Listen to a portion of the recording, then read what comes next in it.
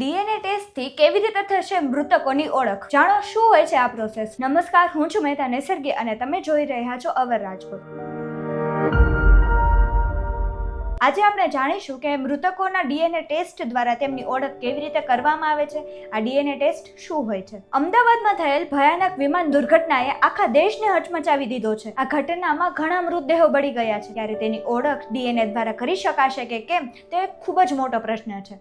આવી સ્થિતિમાં કેન્દ્રીય ગૃહમંત્રી અમિત શાહે જાહેરાત કરી છે કે મૃતકોની ઓળખ માટે 1000 લોકોના ડીએનએ ટેસ્ટ કરવામાં આવશે. આ પરીક્ષણ ગુજરાતની ફોરેન્સિક સાયન્સ લેબોરેટરી અને નેશનલ ફોરેન્સિક સાયન્સ યુનિવર્સિટીમાં કરવામાં આવશે. ડીએનએ શું છે? ડીએનએ એટલે ડીઓક્સી રિબોન્યુક્લિક એસિડ. આ એક કાર્બનિક પરમાણુ છે જે દરેક જીવંત પ્રાણીઓના કોષમાં જોવા મળે છે. એક પ્રકારનો આનુવંશિક કોડ છે જે આપણા શરીરની દરેક લાક્ષણિકતા નક્કી કરે છે, જેમ કે આપણી આંખોનો રંગ, વાળની રચના, લંબાઈ અને અમુક રોગો પ્રત્યે આપણી સંવેદનશીલતા પણ આ ડીએનએ જ નક્કી કરે છે. આપણને આપણા માતા પિતા પાસેથી ડીએનએ વારસામાં મળે છે અને તે જ આપણી ઓળખ બને છે. આ ડીએનએ ટેસ્ટ શું હોય છે? ડીએનએ ટેસ્ટ એક વૈજ્ઞાનિક ટેકનિક છે જેના દ્વારા વ્યક્તિના ડીએનએની તપાસ કરવામાં આવે છે. તેનો ઉપયોગ ઘણા હેતુઓ માટે થાય છે, જેમ કે મૃત અથવા ગુમ થયેલા લોકોની ઓળખ કરવા માટે, સંબંધોની પુષ્ટિ કરવા માટે, પિતૃત્વ અથવા તો માતૃત્વના પરીક્ષણ માટે પણ ડીએનએ ટેસ્ટ કરવામાં આવે છે. ત્રીજું, ગુનાહિત તપાસ માટે, ગુનાના સ્થળે મળેલા નમૂનાઓમાંથી શંકાસ્પદ લોકોની ઓળખ કરવા માટે પણ ડીએનએ ટેસ્ટ કરવામાં આવે છે. ચોથું, દવા ક્ષેત્રોમાં રોગો શોધવા માટે. અમદાવાદ દુર્ઘટનામાં બળી ગયેલા મૃતદેહનું ડીએનએ પરીક્ષણ થઈ શકશે.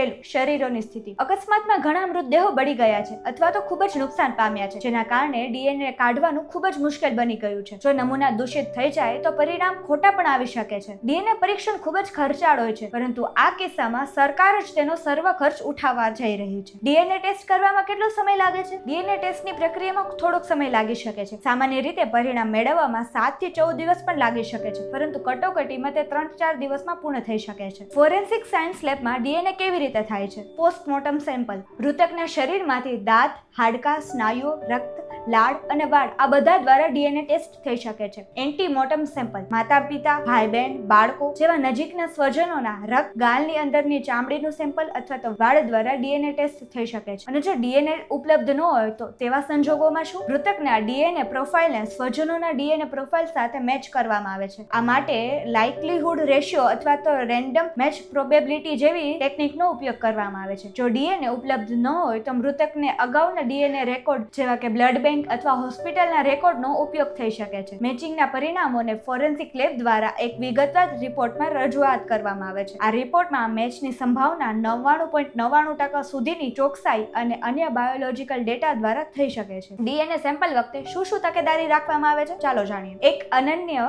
બારકોડ આઈડેન્ટિફાઈડ સાથે સેમ્પલને લેબલ કરવામાં આવે છે, જેથી ભૂલ ન થઈ શકે. સેમ્પલને ઠંડી અને સૂકી જગ્યાએ સંગ્રહિત કરવામાં આવે છે, જેથી ડીએનએ ડિગ્રેડ ન થાય. તો આ દુર્ઘટનામાં ડીએનએ ટેસ્ટ દ્વારા મૃતકોના મૃતદેહની તપાસ થઈ શકે છે અને આ માટે આપણી સરકાર અત્યારે ખૂબ જ કાર્ય કરી રહી છે.